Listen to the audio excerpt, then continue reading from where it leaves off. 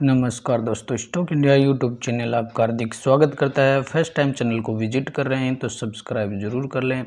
Subscribe करें, यहाँ से बेल आइकन को हिट करें और ऑल को ज़रूर सेलेक्ट कर लें ताकि नए वीडियो का नोटिफिकेशन आपको मिलता रहे।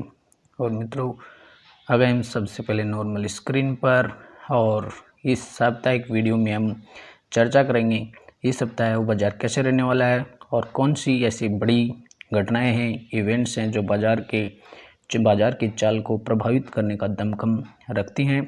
तो शुरुआत करें मई से। और यदि इस सप्ताह की बात करें तो ये सप्ताह है और बड़ी इवेंट्स की अगर देखें तो इस सप्ताह इवेंट्स की चर्चा कर लेते हैं। तो बात करेंगे अपन मार्केट के रनिंग की, हॉलीडेज। तो हॉलीडेज की अगर बात करें तो इस सप्ताह में भी आपको कोई हॉलीडे देखने को नहीं मिलेगा और 5 में से 5 डे मार्केट है वो रन करते हुए देखने को मिलेगा। और सबसे पहले हम बात कर लेते हैं इंडेक्स की कि इंडेक्स क्या कहता है। तो इंडेक्स की बात करें तो शुक्रवार के सेशन में निफ्टी है वो हल्के एक मजबूती के साथ 18,200 से ऊपर है वो क्लोज हुआ है और 18,200 के ऊपर की क्लोजिंग यूँ कह सकते हैं अपन एक ये पॉजिटिवली क्लोजिंग है। और यदि पिछले सप्ताह की बात करें तो पूरे पिछले 5 दिनों में बाज़ार है वो नीचे ही आया है और जहां पिछले सप्ताह में बाज़ार 18,300 से आसपास चल रहा था उसमें करीबन 100 पॉइंटों से ज़्यादा की गिरावट है वो पिछले सप्ताह के 5 दिनों में रही है।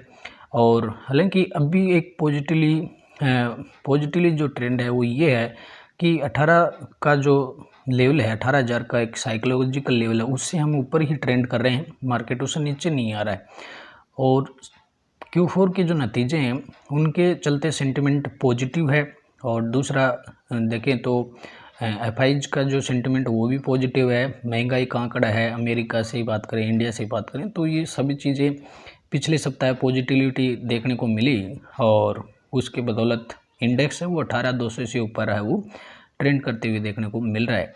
तो इस सप्ताह अपन बात कर लेते हैं इस सप्ताह की महत्वपूर्ण घटनाएं कौन सी हैं जो बाज़ार की चाल को प्रभावित करने वाली हैं। तो सबसे बड़ी इवेंट्स है वो बाज़ार के लिए Q4 के नतीजे हैं और Q4 के जो दमदार जो नतीजे देखने को मिल रहे हैं उसकी बदौलत मार्केट है वो उसमें सेंटिमेंट है वो काफ़ी पॉजिटिव बना हुआ है और इसके चलते इंडेक्स के हिस्से वाली जो कंपनियां हैं उनके नतीजे भी काफ़ी अच्छे ही देखने को मिल रहे हैं। और तो उसके चलते बाज़ार में एक पॉजिटिविटी है। और इस सप्ताह की बात करें तो इस सप्ताह भी कम 1150 से ज़्यादा जो कंपनियां हैं वो अपने तिमाही नतीजे इस सप्ताह पोस्ट करने वाली है। और यदि हम बड़ी कंपनियों की, लार्ज कैप ब्लू चिप कंपनियों की बात करें, निफ्टी इंडेक्स के हिस्सा वाले कंपनियों की बात करें तो उनमें अगर देखें तो भारत पेट्रोलियम है वो अपनी तिमाही नतीजे इसी सप्ताह पोस्ट करेगी।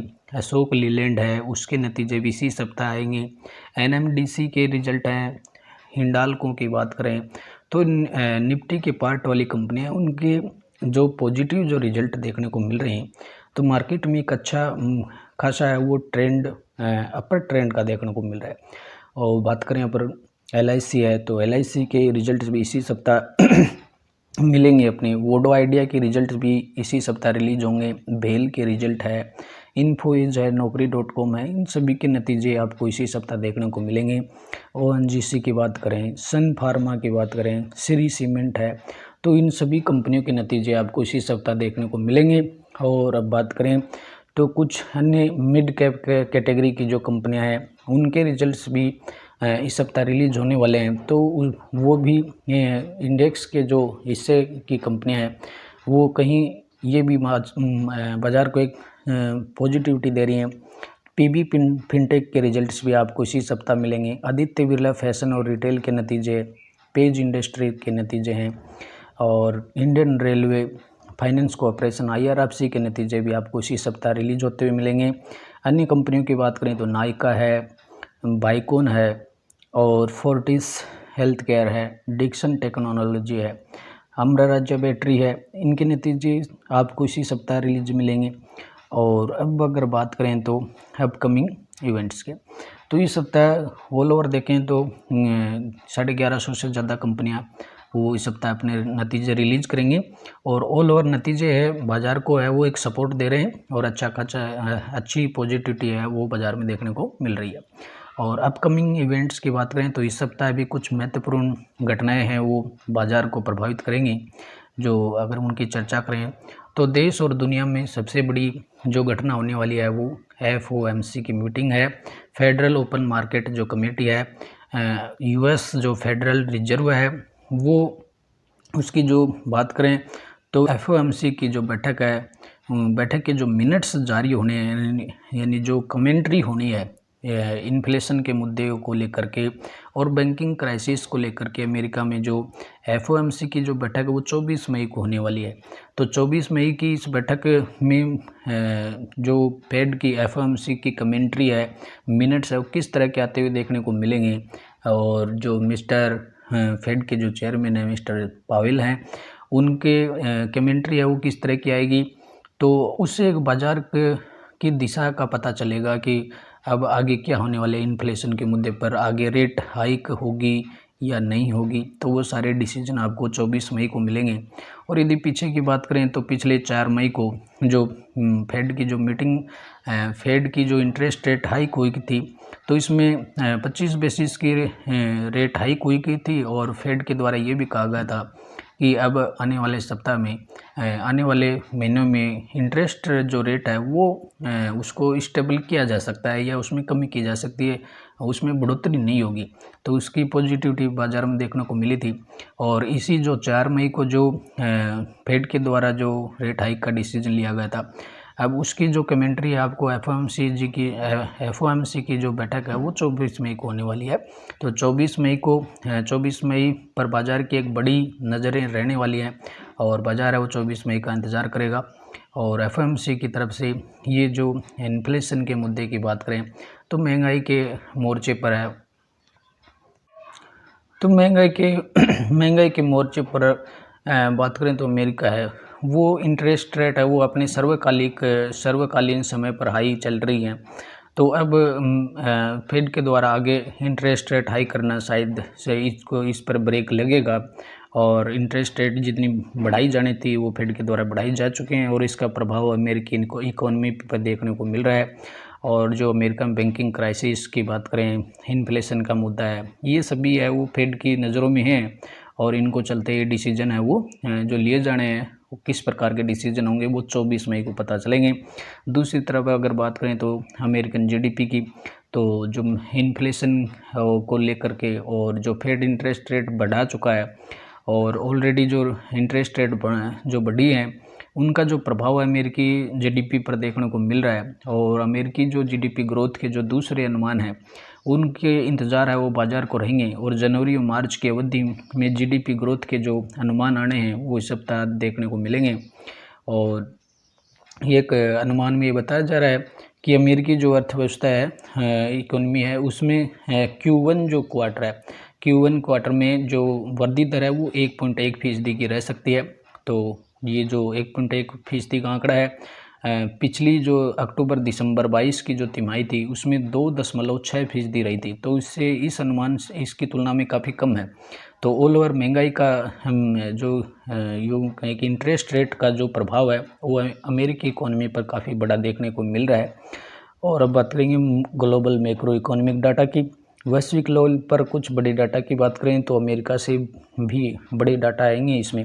S&P ग्लोबल सर्विस कंपोजिट है, मैन्युफैक्चरिंग PMI के डाटा हैं और FOMC के मिनट्स भी आने हैं और जो GDP ग्रोथ के जो डाटा हैं Q1 के लिए वो भी आपको इसी सप्ताह रिलीज होते हुए देखने को मिलेंगे।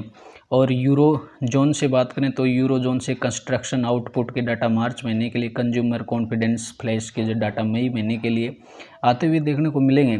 जापान से बात करें तो मशीनरी ऑर्डर्स के डाटा मार्च महीने के लिए आते हुए देखने को मिलेंगे। और सबसे महत्वपूर्ण डाटा आपकी इस सप्ताह आपको ब्रिटेन से आते हुए देखने को मिलेगा।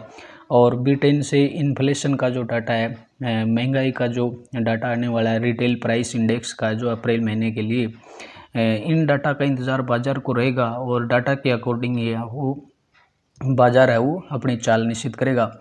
तो ये इन्फ्लेशन और रिटेल प्राइस इंडेक्स दोनों बड़े डाटा है वो आपको ब्रिटेन से आते हुए देखने को मिलेंगे, और चाइना से भी इस सप्ताह है वो कुछ डाटा आते हुए देखने को मिलेंगे।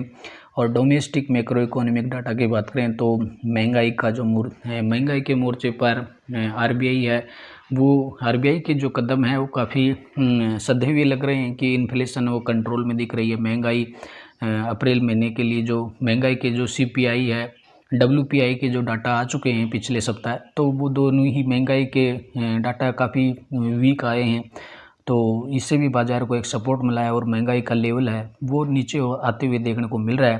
तो ये घरेलू स्तर पर बाज़ार के लिए अच्छा देखने को मिल रहा है। सीपीआई का डाटा ऑलरेडी आ चुका है, डब्ल्यूपीआई का डाटा आ चुका है, और इस सप्ताह घरेलू स्तर पर कोई बड़ा डाटा आपको देखने को नहीं मिलेगा। और डीआईज एफआईज की बात करें तो एफआईज का जो सेंटिमेंट है, हालांकि इस सप्ताह की 19 मई को जो 19 मई शुक्रवार की जो क्लोजिंग की बात करें तो एफआईज ने करीबन 113 करोड़ का है वो माल इसमें बेचा है, और जो डीआईज हैं उन्होंने 1071 करोड़ का माल यहाँ खरीदा है। हालांकि एफआईज का जो सेंटिमेंट है काफ़ी पॉजिटिव लग रहा है। अगर शुक्रवार के सेशन को छोड़ दिया जाए तो बाकी 18, 17, 16 और 15 मई से कंटिन्यूस है वो एफआईज है वो खरीदारी कर रहे हैं, और बड़ी खरीदारी उन्होंने मई महीने में किया है।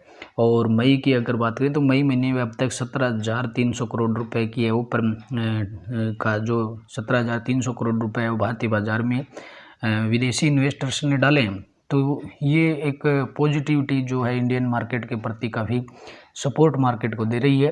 हालांकि इस दौरान डीआईज जो घरेलू इन्वेस्टर्स हैं उन्होंने 4,600 करोड़ निकाले हैं बाज़ार से, लेकिन एफआईज का जो सेंटिमेंट काफ़ी पॉजिटिवली लग रहा है। तो अब इस सप्ताह सोमवार को ये देखने वाली बात होगी कि जो शुक्रवार को एफआईज की तरफ से एक हल्की बिकवाली हुई है, कहीं ये इसमें नेगेटिविटी में कन्वर्ट न हो जाए, तो ये एक देखने वाली बात होगी। तो ये जो एफआईज का जो डाटा है, मूड है, वो आपको यहाँ से देखने को मिल सकता है। और अब बात करें क्रूड ऑयल की, तो क्रूड ऑयल की जो कीमतें हैं ऑलरेडी है वो काफ़ी कम आ चुकी हैं, तो इसका सपोर्ट भी मार्केट को मिल रहा है। और यदि इस सप्ताह की बात करें तो WTI की बात कर लें, ब्रेंट की बात करें, मॉर्बिन, तो सभी जो क्रूड ऑयल्स हैं उनकी जो कीमतें हैं काफ़ी नीचे आ चुके हैं, 70 और 71 डॉलर के आसपास देखने को मिल रही हैं। तो ये यहाँ से एक पॉजिटिविटी बाज़ार को मिल रही है, और तो ये ऑयल प्राइसेस की तरफ से भी मार्केट को है वो सपोर्ट मिल रहा है। और अब सप्ताह की बात करें क्रूड ऑयल कॉरपोरेट एक्शन की बात करें तो इस सप्ताह भी आपको कुछ कॉरपोरेट एक्शन देखने को मिलेंगी जिनकी एक्स डेट रिकॉर्ड डेट है उस सप्ताह रहेगी, जिसमें KMS में मैजेस्टिक लिमिटेड EGM है, उनकी 22 मई आने वाली है। बैंक ऑफ महाराष्ट्र के लिए एक्स डिविडेंट होने वाला है। और बात करें तो मनोरमा फाइनेंस लिमिटेड है, रोजारी जो बायोटेक है, रोजारी बायोटेक के लिए फाइनल डिविडेंड की एक्स डेट है 24 मई रहने वाली है। कांसाई नेरोलैक है, ट्रेंट है, ब्रुकफील्ड इंडिया है, उसके लिए भी जो एक्स डेट है, कुछ एक्स डेट इसी सप्ताह आपको आते हुए देखने को मिलेंगी। और राधिका है, सिंप्लेक्स मिल्स है, तो इनके लिए जो एक्स डेट और रिकॉर्ड डेट है वो इस सप्ताह आते हुए देखने को मिलेंगी। तो ये भी मार्केट में एक पॉजिटिविटी क्रिएटिव करेंगे। और अब बात करें अगर गोल्ड प्राइसेस की, तो गोल्ड प्राइसेस है वो काफ़ी सपोर्टली हो रही हैं, और इसमें बड़ी तेज़ी गोल्ड के प्राइस में देखने को मिल रही है। और यदि सप्ताह की बात करें तो पिछले 5 दिनों में गोल्ड की जो प्राइसेस थी उनके हालांकि 18 मई के बाद में एक गिरावट गोल्ड प्राइस में आई थी, लेकिन एक अचानक तेज़ी देखने को मिली है। और गोल्ड प्राइस जो अचानक से ये जो हाइक हुई है, इसका एक कारण 2,000 रुपये की नोटबंदी हुई है। आरबीआई की तरफ से जो 2,000 रुपये का नोट रिकॉल हुआ है, तो इस 2,000 रुपये के का जो रिकॉल है, एक तरह से कहें कि 2,000 रुपये का जो एक इन्वेस्टमेंट है वो अब गोल्ड की तरफ हो रहा है। तो ये जो जो मुद्रा का जो विड्रॉल होता है उस समय, तो एक यकाक है वो गोल्ड में इन्वेस्टमेंट बढ़ जाता है। पिछली बार भी जब 1,000 के नोट के जो हुई थी तो उस समय भी गोल्ड में यकाक है वो तेज़ी आई थी। और अब की बार जब 2,000 रुपये के नोट का अनाउंसमेंट हुआ है तो उसके बाद में गोल्ड में तेज़ी है वो आ चुकी है। और ऑल ओवर गोल्ड है वो 62,760 पर देखने को मिल रहा है। गोल्ड में आगे भी तेज़ी का माहौल देखने को मिल सकता है। और यदि बात करें इंडियन रुपी की, तो इंडियन जो रुपी है करीबन 3 पर आते हुए इस सप्ताह में देखने को मिल रहा है। और जो डॉलर है उसमें भी थोड़ी मजबूती है वो देखने को मिल रही है। तो एक इस लिहाज से देखें तो अब भी जो 82 और 83 के आसपास है वो इसमें जो डॉलर है वो देखने को मिल रहा है। तो ये एक इसमें कोई बड़ी यूँ कहें कि अनिश्चितता नहीं है। तो यहाँ 82 और 83 के लेवल के आसपास चल रहा है। हालांकि ये इंडियन रुपये काफ़ी गिरा है कई पिछले इसका सालों में, लेकिन इस लेवल पर जो आकर के यहाँ देखने को मिल रहा है, तो ये भी अब बाज़ार के लिए एक सपोर्टिव देखने को मिल रहा है। और तो मित्रों, अब समराइज रूप से बात करें तो इस सप्ताह की जो महत्वपूर्ण जो इवेंट्स है उनकी अगर बात करें तो अपन इसमें जो एफएमसी की जो बैठक है वो एक तरह पूरे मार्केट का की जो वाचेज है या निगाहें हैं वो एफएमसी भी रहने वाली हैं। दूसरी बात करें तो Q4 के जो नतीजे हैं इससे बाजार को एक सपोर्ट मिलते हुए देखने को मिल रहा है। तो ऑल ओवर देखें तो जब तक इंडेक्स 18,200 पर निफ्टी है वो 18,200 के ऊपर अगर ट्रेंड कर रहा है तब तक बाज़ार में एक तेज़ी की उम्मीद रहेगी। और 18,300 और 18,400 एक बाज़ार के लिए एक ये काम करेगा। तो और जो 18,000 का जो सपोर्ट है वो एक मजबूत सपोर्ट है बाज़ार के लिए। तो जब तक ये लेवल नहीं टूटते हैं 18,200 और 1800 का जो लेवल नहीं टूटता है तब तक इसमें बाज़ार में पॉजिटिव देखने को मिलेगी। और नेक्स्ट जो रेजिस्टेंस के तौर पर काम करेगा 18,300 का सोमवार के लिए नेक्स्ट रेजिस्टेंस रहेगा। यदि 18,300 निकल जाता है तो उसमें बाज़ार में एक बार फिर से एक अच्छी खासी बुल बैक बाउंस देखने को मिल सकता है। तो ऑल ओवर ये जो घटनाएं हैं वो बाज़ार को प्रभावित करने वाली हैं। तो मित्रों, आशा करते हैं वीडियो आपको हेल्पफुल लगा होगा। तो पहली बार चैनल पे विजिट कर रहे हैं तो इसको सब्सक्राइब जरूर कर लें। नमस्कार, अगले वीडियो में फिर मिलते हैं।